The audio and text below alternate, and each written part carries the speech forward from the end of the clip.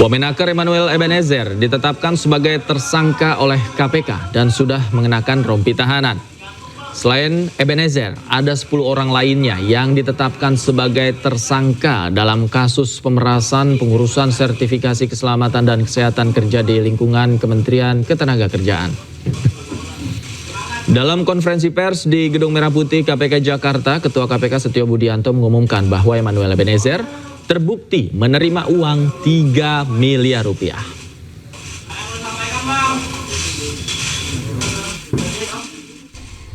Adapun konstruksi perkaranya, atas penerimaan uang dari selisih antara yang dibayarkan oleh para pihak yang mengurus penerbitan sertifikat K3 kepada perusahaan jasa K3 atau PJ K3 dengan biaya yang seharusnya sesuai dengan tarif PNBP, kemudian uang tersebut mengalir ke beberapa pihak, yaitu sejumlah 81 miliar.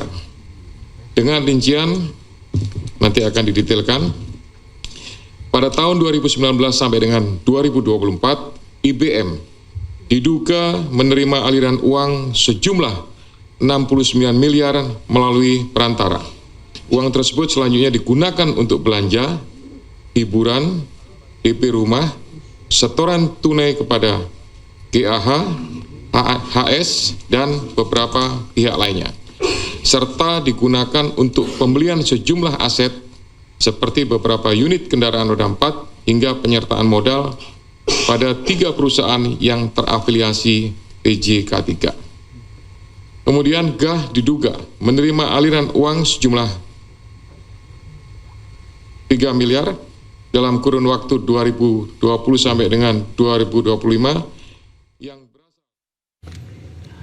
KPK merilis hasil operasi tangkap tangan yang menjerat Wamenaker Emmanuel Ebenezer. Noel mengenakan rompi oranye tak kuasa menahan air mata di hadapan awak media.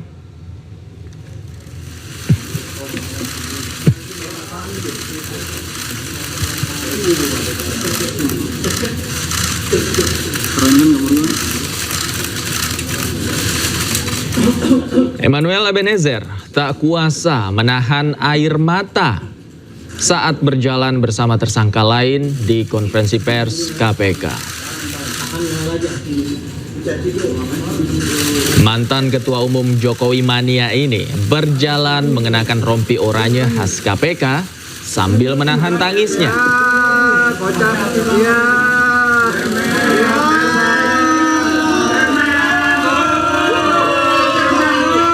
KPK menjadikan Ebenezer sebagai tersangka karena terbukti menerima uang 3 miliar rupiah dalam dugaan pemerasan pengurusan sertifikasi keselamatan dan kesehatan kerja. Total ada 14 orang yang ditangkap KPK dalam operasi tangkap tangan di Jakarta. Dalam operasi senyap ini, KPK juga menyita 15 unit mobil, 7 sepeda motor, dan uang miliaran rupiah.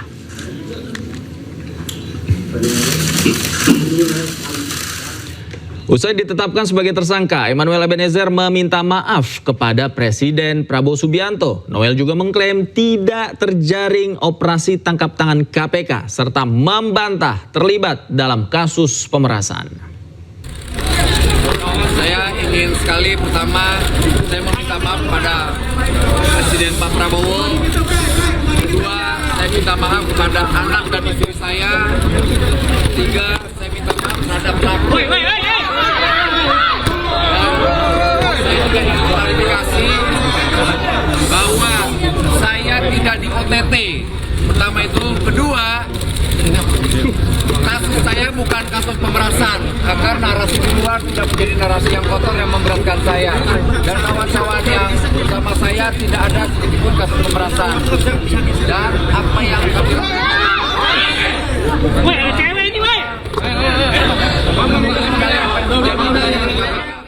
Dan pemirsa, untuk mengetahui situasi terkini di Gedung Merah Putih KPK Jakarta terkait penetapan tersangka Emmanuel Ebenezer, kami telah terhubung dan rekan kami Amrina Rida di sana. Selamat malam, Amrina, apakah betul Ebenezer menyangkal dirinya terlibat OTT KPK dan tadi juga sempat menangis, Amrina? Iya, Iya Davi dan juga pemirsa, tadi benar sekali yang Davi sampaikan berkaitan dengan bagaimana reaksi dari Wamenaker Immanuel Ebenezer berkaitan dengan dirinya yang ditetapkan sebagai tersangka, bahwa usai tadi ia ditetapkan sebagai tersangka dalam press conference, memang Immanuel Ebenezer menyangkal bahwa ia terlibat dalam kasus dugaan pemerasan yang sedang didalami oleh KPK ini. Ia menyebut bahwa tindakan yang ia lakukan bukan pemerasan, melainkan berupa tindakan sukarela, sehingga ia menyangkal adanya dugaan tindakan pemerasan yang disebutkan oleh KPK dalam press conference tadi. Dan kita juga melihat secara langsung tadi dalam press conference bahwa Immanuel Ebenezer memang sempat menitikkan air mata sembari menyampaikan permintaan maafnya kepada sejumlah pihak, yakni kepada Presiden Prabowo Subianto dan juga kepada keluarganya. Dan berkaitan dengan pada hari ini, selain Immanuel Ebenezer yang telah ditetapkan sebagai tersangka, ini kurang lebih terdapat 10 tersangka lainnya, yang mana diantaranya mereka berasal dari lingkungan Kementerian Tenaga Kerja dan juga berasal dari sejumlah perusahaan swasta, yakni PT KAM. Dan 11 tersangka ini telah ditahan di rumah tahanan cabang KPK Gedung Merah Putih, ditahan kurang lebih selama 20 hari ke depan, mulai pada hari ini tanggal 22 Agustus 2025 hingga nanti pada tanggal 10 September 2025. Dari pihak KPK menyampaikan bahwa penahanan yang dilakukan terhadap 11 tersangka ini dilakukan dikarenakan nantinya akan dilakukan pendalaman dan juga pemeriksaan lebih lanjut untuk nantinya bisa menggali berkaitan dengan kasus dugaan pemerasan di lingkungan Kementerian Tenaga Kerja ini. Dan juga Davi dan juga pemirsa, dari press conference yang tadi disampaikan oleh KPK, diketahui bahwa adanya kasus dugaan pemerasan ini berawal dari adanya laporan aduan masyarakat, di mana dalam operasi tangkap tangan KPK mengungkap bahwa tenaga kerja ini oleh para tersangka yang aslinya untuk sertifikasi K3 ini hanya berbiaya Rp275.000, ini di markup oleh para tersangka yang mana mereka bekerja sama, sehingga para tenaga kerja harus mengeluarkan biaya hingga Rp6 juta, dan ini merupakan salah satu bentuk tindakan pemerasan, di mana modus-modusnya ini berupa memperlambat atau bahkan tersangka ini tidak memproses adanya sertifikasi K3 apabila para tenaga kerja ataupun juga buruh tidak mau membayar sesuai dengan nominal yang diberikan. Dan secara total dari pihak KPK menyebutkan bahwa aliran dana yang diterima oleh 11 tersangka ini berada di angka kurang lebih Rp81 miliar, di mana 3 miliar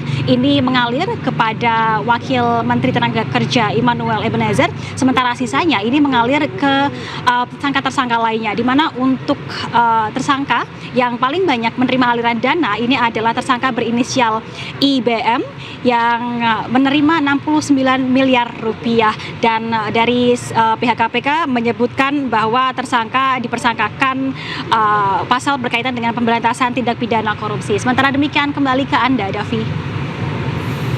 Terima kasih Amrina Rida melaporkan langsung dari Gedung Merah Putih KPK Jakarta. Selamat bertugas kembali. Pemirsa, meskipun Noel membantah terlibat dalam kasus pemerasan, namun KPK mengungkap Noel bersama 10 tersangka lainnya terbukti memeras para pekerja dalam proses pengurusan sertifikasi dengan biaya lebih tinggi dari harga resmi, dari Rp275.000 menjadi Rp6 juta. Adanya dugaan suap atau pemerasan awalnya di Kementerian Tenaga Kerja, gitu. Karena ada informasi dari masyarakat itu tenaga kerja itu, buruh itu pada saat mengurus. Jadi saya gambarkan gini simpelnya. Ini ada pihak pekerja atau buruh. Kemudian di tengahnya ini ada PJK3, Perusahaan Jasa Keselamatan Kesehatan Kerja. Dan di sini ada Kementerian Tenaga Kerja di Direktorat Jenderal Bina Pengawasan. Nah gitu ya, nah ini 3 pihak. Nah 3 pihak ini yang harus bayar 6 juta, yang seharusnya Rp270.000 gitu.